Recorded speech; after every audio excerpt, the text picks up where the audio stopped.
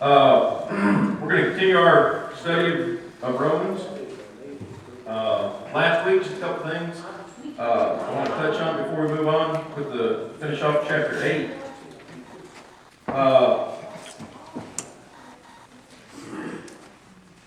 The audience that Paul's writing to, Jews and Gentiles. He speaks to one and kind of maybe does a little finger shaking, and he turns around and does the same thing with Gentiles. So just like God, who's not a respecter of man and shows no partiality, neither does Paul. He's letting them both know where they're at and where they need to be. And one of the greatest things that I got out of one of the greatest things I got out of last week's lesson was the death, burial, and resurrection of Christ was one of the greatest equalizing events. It didn't matter who you were, whether you were a Jew or a Gentile. That event right there put everybody on the same playing field. I know last week we talked a little bit about those that were brought up, have gone to church their whole life, versus someone that's maybe mid or late life converted and is a child of God. And there's no, you don't get any extra points for going to church your whole life versus someone that, found Christ late in life. But like I said, that one action was the great equalizer, if you will. And the other thing that Paul continues to talk about is what the law is, what it does for you, versus what the new covenant and the gospel does for you. And the bottom line is that law, living it, going through it, it still brings about death. There is no salvation in the law, but there is through obedient faith. So those are the two things that I just wanted to touch on before we get into today's lesson. And in today's lesson, Paul continues to talk about spiritual things and fleshly things, but the thing that he's focusing on in the later part of chapter 8 is hope. And that's what we're going to talk about today. One of the things that the author points out in his introduction is that he kind of relates hope with things of the future. And I got to thinking about that, and there is a contrast, if you will, between hope and those that were under the Old Testament, what they had. And if you got thoughts on it, definitely bring it up. But one of the things that I got to thinking about was, I'm just going to move this forward a little bit. I'm standing on that thing. One of the things that I got to thinking about was, in the Old Testament, there was a lot of things that had to be done. You had your feasts that you had to prepare for. You had washings that you had to do. There was rituals that you had to do. And throughout the year, okay, we got to get ready for this one. Okay, we got done with that one, we got to get ready for this one. And there was daily things that they had to do as well. But it was, I think that the law, it kind of made you think about the here and now, but what do we have to do next? Where hope is, it's now, but it is also definitely, I think, focused or oriented towards the future. So, like I said, I've said it before, sometimes I think that whoever the author is of the book, because they don't give a name, I don't think.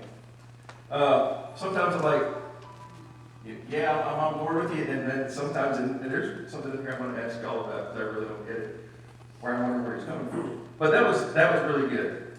And another thing, and we're going to come back to this when we get to verses 24 and 25, but I want to read something out of here, and I want y'all to think about it.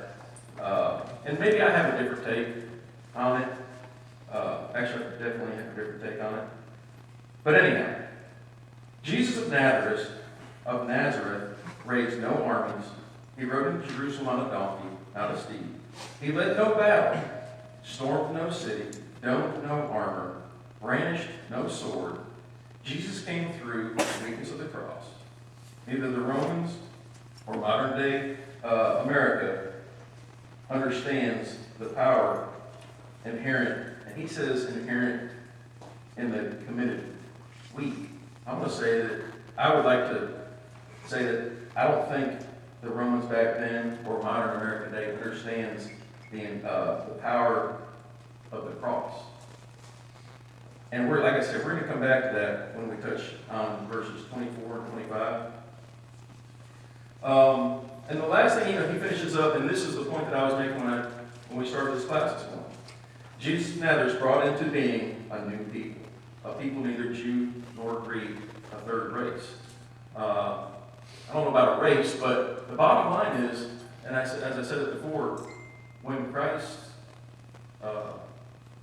went through the death, burial, and resurrection, it did bring about something new, something that didn't exist, and that was salvation. And it did bring about true, real hope. Okay, verses 18 through 23. For I consider that the suffering of this present time are not worthy to be compared with the glory that is to be revealed to us. For the anxious longing of the creation waits eagerly for the revealing of the sons of God. For the creation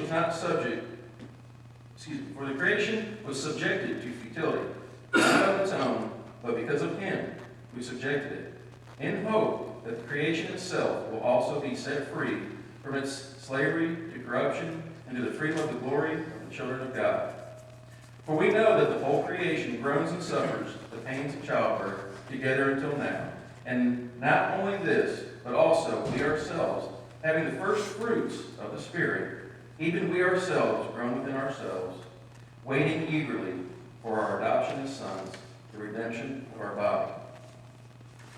So, and there's a little, I guess, personification. It's not just, he brings out that we are suffering, but he also touches base with the world, the earth is suffering.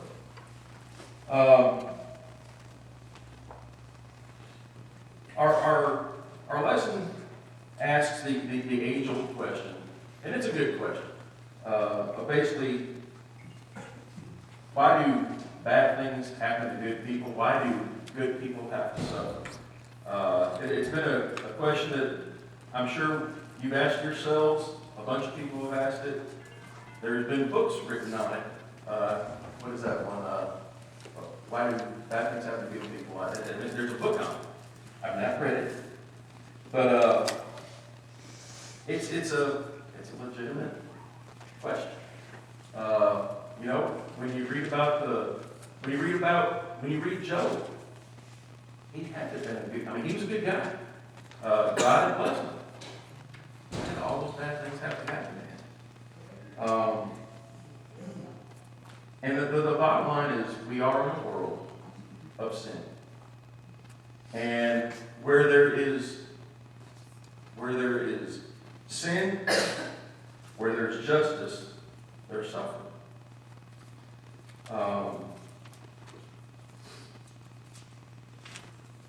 One of the things that he points out here is God's grace and mercy are the sources of relief, reconciliation, and salvation. And as Paul stated in verse 18, for I consider that the sufferings of this present time are not worthy to be compared with the glory that is to be revealed to us.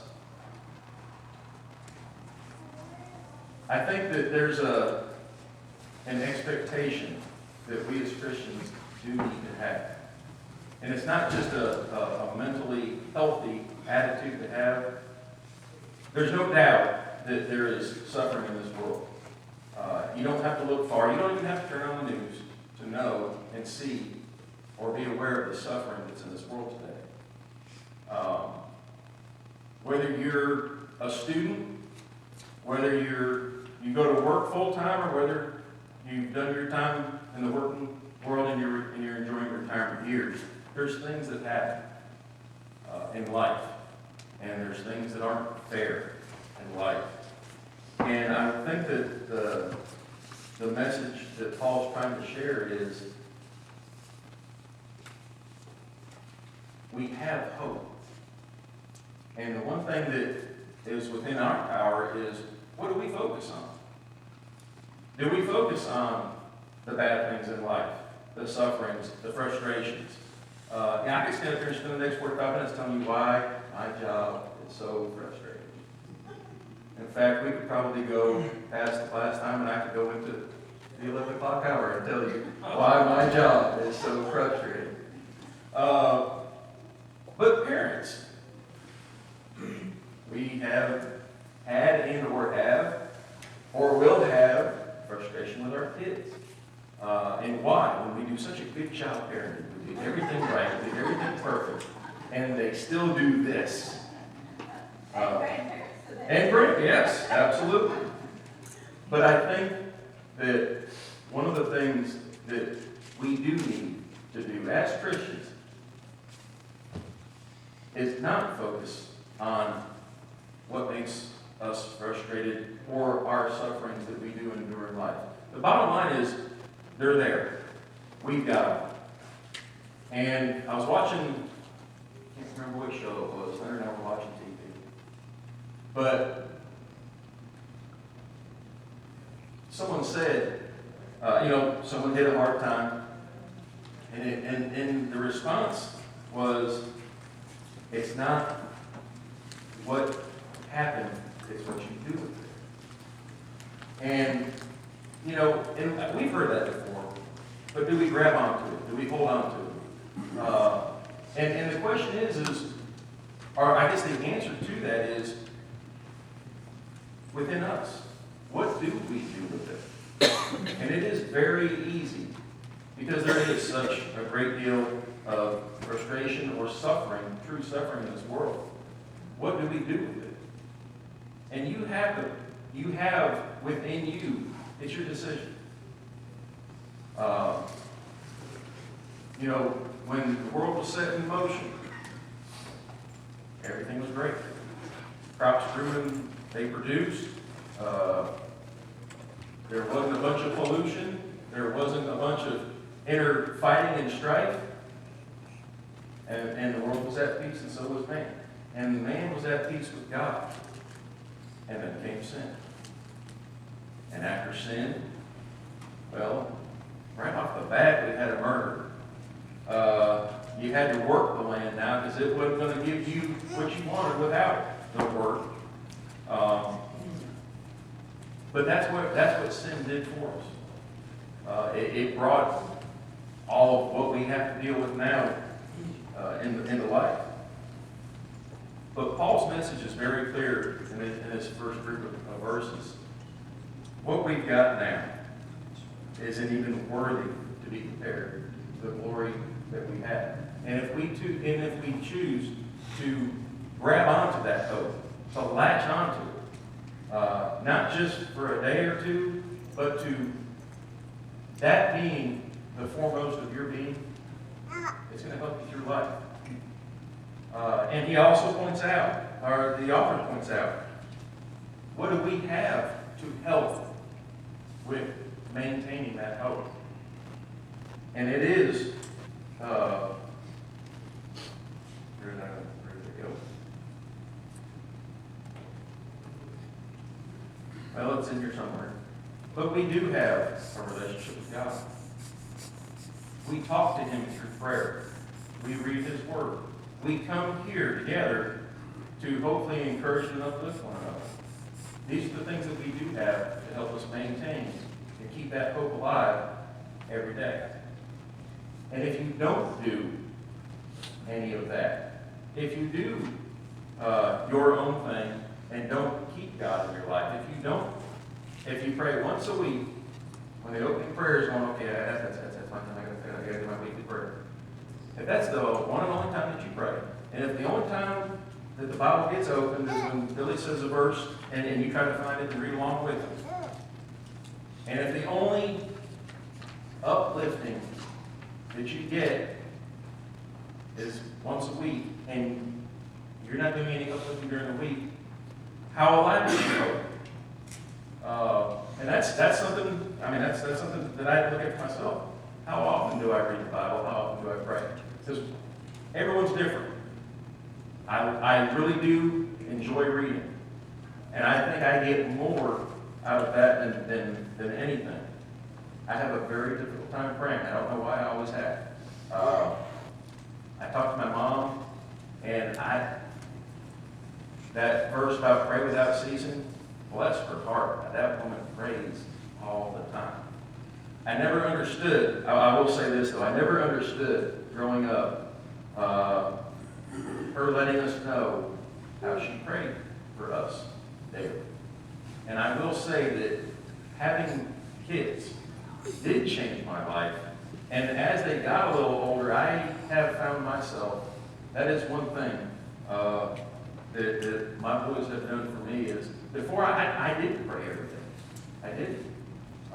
And shame on me for it, but I didn't. When I had my boys, the reality hit. Holy cow, I've got a very big responsibility now. And it's not just bringing them up and raising them. It's not just keeping them safe and hope that they stay healthy. It's Brenda and I brought these kids into this world. And it's not just a matter of them living. They need to live for God. Because if they're not where Brenda and I are going to go when the time comes, what did we do? So again, I do pray for my boys there. And that was a game changer for me. I used to read my Bible almost every day when I got to work. And I always get there early because I always have stuff to do. But I always made that time to read God's Word. And I've got I call it a pocket Bible. And I've got it right there, right below my screen. And I've let that there. And I'm bringing all this up to let you to the point of when we don't pray, when we don't read God's Word, when we're not a part of this family and coming here, whether it's being lifted up through song, through Billy's, or anyone's lessons, or just amongst each other, we're losing out on our hope being strengthened. Does anyone have any comments on the first group of verses? If not, the other thing that he touches on is the Spirit. He states here that the Spirit certifies the Christian the reality of the inheritance of God as prepared for His people. Having the Spirit for the present, the saints await the redemption of our body when the Lord returns. In addition to having a prayer life, reading God's Word, and being a part of the family here, God's given us something else to hold on to that hope. And that is God's Spirit. And it is something that dwells within us. And we can ignore it, we can fight it, or we can work with it. And again, the choice is ours. The choice is ours. Just as grace is God's gift, His Holy Spirit is a gift. And what we do with it, how we live our lives with Him, is our decision. So the thing that I wanted us to get out of these first group of verses is, it's our choice. And God's given it to us. He's given us many blessings. He's given us things to help us and to maintain our hope, to live with hope. But if we don't do anything with them, where's our hope going to be? Verses 24 and 25. For in hope we have been saved, but hope that is seen is not hope. For why does one also hope for what he sees? But if we hope for what we do not see, with perseverance, we wait eagerly for it. No, he's got a good point. If there's something out there, and you see it, feel it, touch it, whatever, where's the hope for it? It's there. What he's talking about is something that we haven't seen, felt, or touched. Exactly. There it is right there. Paul's letting us know, and we're going to get back to what I read out of the introduction, but the battle is won. You know, as I stated earlier, Christ didn't come, he didn't raise an army. He came in on a donkey. He hadn't led any battles. He didn't take over any cities. He didn't have no armor. He didn't ever pick up a sword. But Christ won the battle, or Christ won the war. And that's where, here it is right here. What helps us strengthen our hope? He points it out. We have access to God through prayer. God's given us the power to resist sin and our fellowship with our brothers and sisters.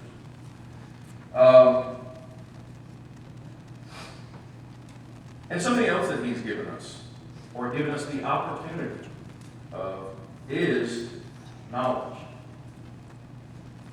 And again, if you're just floating along in your Christian life and you're not putting anything into it, it's really not fair to expect a whole lot out of it. And God's given us His Word. And with that, we do have knowledge of what we need to do, how we need to be, how we need to please God.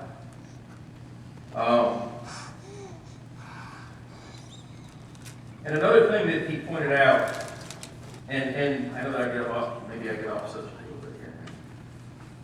But he said that Paul not only wanted to baptize the lost into Christ, and for them to lay hold of salvation, he wanted to preserve them. The apostle knew hope was the father of perseverance. Growing up, I don't know if it was old. I don't know if it was different then than it is now or not. But one of the things that was focused on was baptism. Because it's through baptism that we do put on Christ. And that definitely needs to be focused on. It almost seemed, though, that once you were baptized, there was no next as far as the focus. And folks, the one thing that I will say is one of the things that not only myself, but I'm sure all parents do pray for, is that their children one day make the decision to put on Christ. But the praying definitely doesn't stop there. And the need doesn't stop there. That's the decision. And they made it. What's next? Well, we've got a whole life to live. And they've got a whole life to live. And that's why I continue to pray every day that they continue to live that life.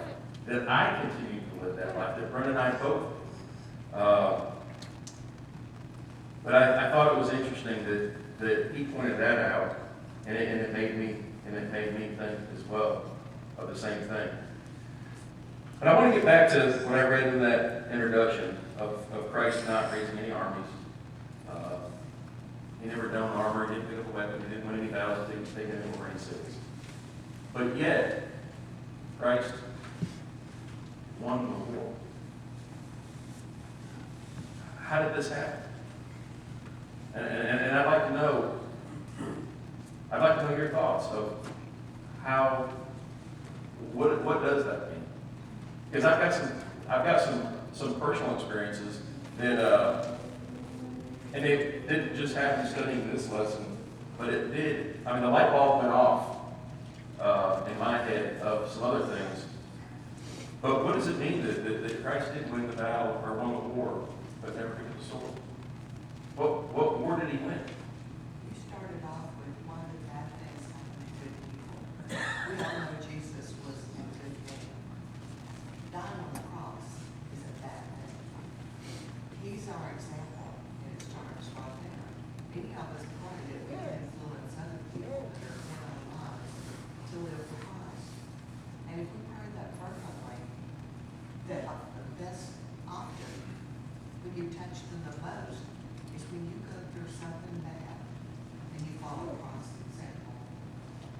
It catches their attention and they want to know what is unique about this person. So I think bad things happen to good people started with Christ. And that's one of the answers to that question is that we follow our Lord wherever that may lead us. And we will influence people. But it's easier to influence people when you are going through something hard and you do it through Christ. They notice. Absolutely. So that was a battle. So the battle of living sinless life and being worthy to become the Lamb of God that took away the sins of the world. He won the battle because he went through all the way through the cross to death without sin. Became that perfect sacrifice that took the place along with us. And when he arose from the grave, the final tool that Satan had was he could make you sin, then you died. And when you died, then you were his. In his mind, you were his at that point because you had sinned, and God said that you were destined for death if you sinned. But he broke the bars of death then by his resurrection, and by his blood it went forward and backwards to those who had lived a godly life, the life that God wanted them to, still with sin, just like we do. He won right there by humbling himself to accept the cross. He won. And I think that right there distinguishes, just as Paul has tried to distinguish throughout this letter, the difference between flesh and spirit. When you raise up an army, when you go in and you conquer, it's a physical thing that happens, a very physical thing that happens. I mean, a physical war, I mean, it is. And it's here, and it's now, and it's in your face. And you took over a city. What has that accomplished? Other than, okay, now you'll have to do what we tell you to do because we got your city and we woke you. Where does that leave the people? Does it change them? Does it, okay, y'all beat us, so now I'm on your side. Instead of being on this team, now I'm on your team because you just took over. Where does that put you? It dawned on me years ago. The reason why it's so powerful that Christ won the war,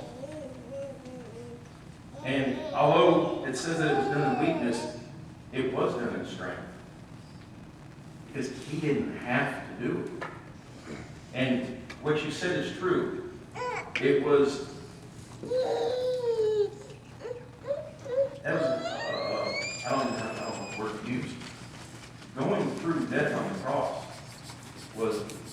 that's not an easy one to swallow. That's not an easy one knowing what you're going through, or knowing what you're going to go through to say, I'm going to do it. Someone can take over, someone can come in here and take over this country. Are they going to have us though? Are they going to win us over? Are they going to have our hearts? Are they going to have our drive? Are they going to have our purpose in life? And the answer is no.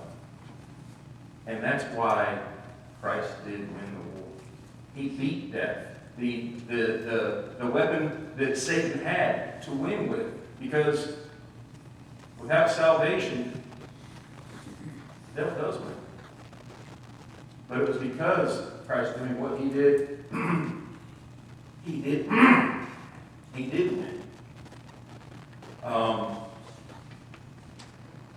And like I said, years ago, my first deployment, it was a lesson for me. Because I got to thinking, we just came in to this country, and in what took us a very, very short time, we let them know our might.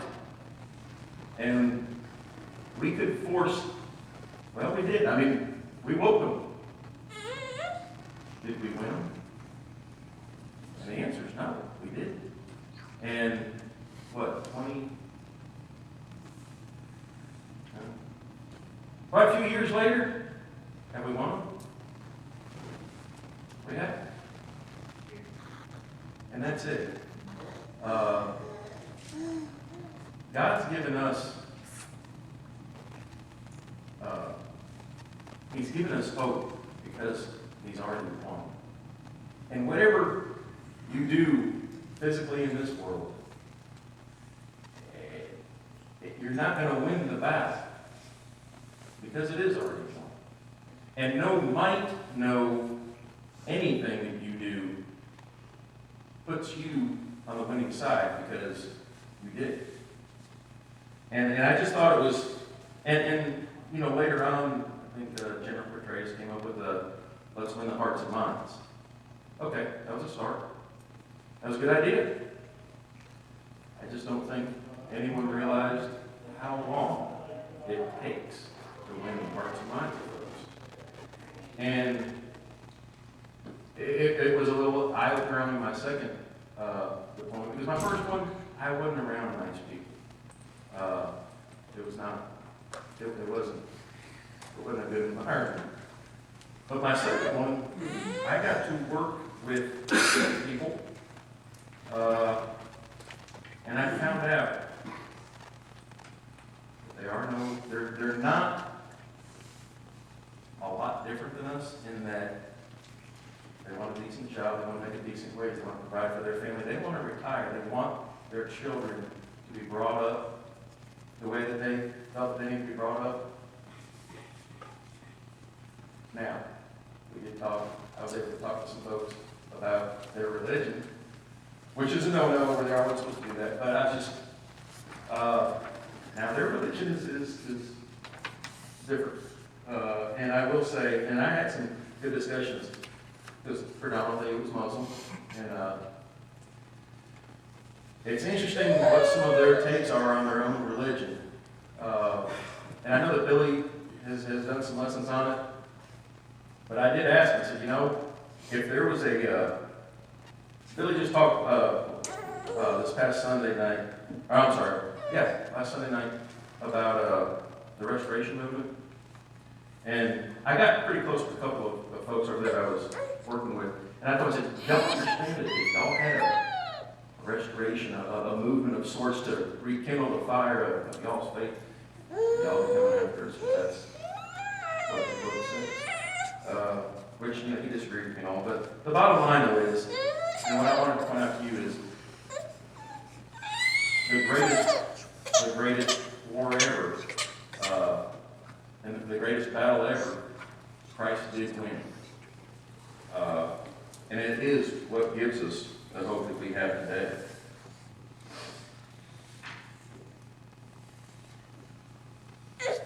Y'all know I have to look words up. But he entitled it, verse 24-25, Waiting with Perseverance.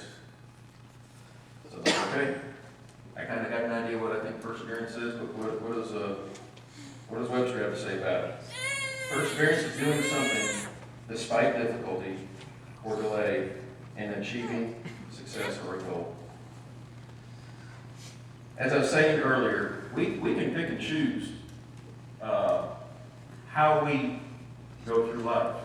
And we can focus on all the negativity, all the suffering, the pain, the frustration, the whatever. Or we can focus on our hope, a living hope that we have with God. Verses 26 through 30. And in the same way, the Spirit also helps our weaknesses. For we do not know how to pray as we should, but the Spirit Himself intercedes for us with groanings too deep for words. And He who searches the hearts knows what the mind of the Spirit is, because He intercedes for the saints according to the will of God. And we know that God causes all things to work together for good to those who love God, to those who are called according to His purpose. For whom He foreknew, He also predestined to become conformed to the image of His Son, that He might be the firstborn among many brethren. And whom He predestined, these He also called. And whom He called, these He also justified. And whom He justified, these He also glorified. So we've talked about, we have prayer to strengthen our hope. We've got God's Word to strengthen us in our hope. We have each other to strengthen us in our hope. But we also have someone that intercedes for us.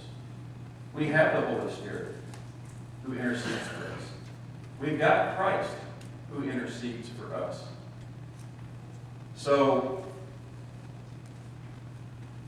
Paul's attempt here is, guys, you're not in this alone. You're not going through life to deal with all the pain and the suffering on your own. We've got 5 things that we just touched on this morning. And again, the biggest thing that I want you to take away from this is, it is your choice. You can take that which God's blessed us with, or you can do your own thing. And I'm just here to say, 5 against 1 is how I'm looking at it. And I don't know if I would win or be on top if it was just, I'm going to do it. I'm a strong-willed person. I'm going to persevere on my own. I can tell you right now, there have been times in my life, and I guarantee there's been times in your lives where you thought, because I'm not the only one here that has an ego and pride and self-assured and all. I mean, I can't be the only one. But there's many times in my life I could not do it. And it was very humbling. And I'm telling you, when you do give it over to God, when you take and use and receive openly that which God's blessed you with, my hope and your hope come alive more. And He does. He does. If you had, okay, we got it. Let's say you did everything you did, you're a good person. Everything you did, turned out right. Okay. First of all, people would not like you. God, you had no need for God. What you need God for, everything is perfect. So I believe good people have to have trials. Something has to. And it does. I wanted to finish up today. I can't believe that the lesson ended in verse 30. And one thing that I mentioned, I think it was my first lesson, there's a couple things in the book of Romans that if Paul could shout from the mountaintop, some of the things that he said, this would be one of them. So I've got to read it because this is it's too powerful to not.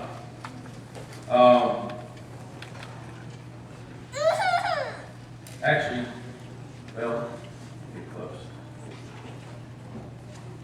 But this is something that the world needs to hear. For I am convinced that neither death, nor life, nor angels, nor principalities, nor things present, nor things to come, nor powers, nor height, nor depth, nor any other created thing shall be able to separate us from the love of God, which is in Christ Jesus our Lord. That's hope. Because there's nothing out there, unless we allow it. it can separate us from God. And if that's not the best takeaway, or something, or a reason or rationale that you won't know, then we got to sit down and talk. Because that right there lets me know